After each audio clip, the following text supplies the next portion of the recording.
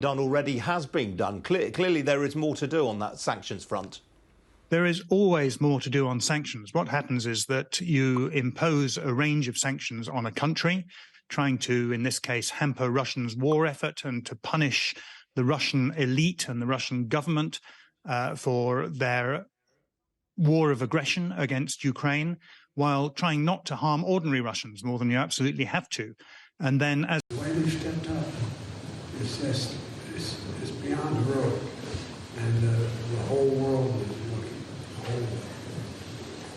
The whole world. Thank you very much. We're leaving. We're walking out. We're walking out. Press. We're walking out. We're walking out.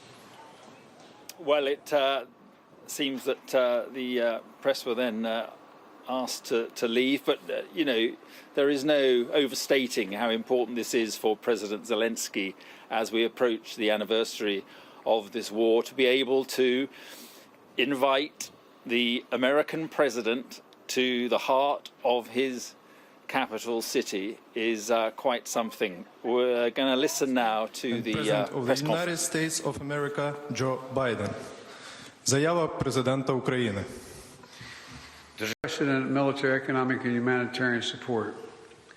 We united the leading economies of the world to impose unprecedented costs that are squeezing Russia's economic lifelines. Together, we've committed nearly 700 tanks and thousands of armored vehicles, 1,000 artillery systems, more than 2 million rounds of artillery ammunition, more than 50 advanced launch rocket systems, anti-ship and air defense systems, all defend Ukraine, and that doesn't count the other $500 million we're announcing with you today and tomorrow. That's going to be coming your way. And that's just the United States in this piece. And just today, that announcement includes artillery ammunition for HIMARS and howitzers, more javelins, anti-armor systems, air surveillance radars to help protect Ukrainian people.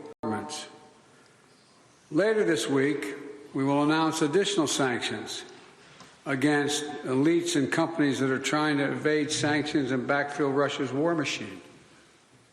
And thanks to bipartisan support in Congress, this week we're delivering billions in direct budgetary support,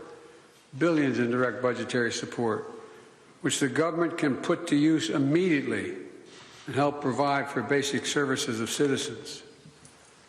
The cost that Ukraine has had to bear has been extraordinarily high, and the sacrifices have been far too great.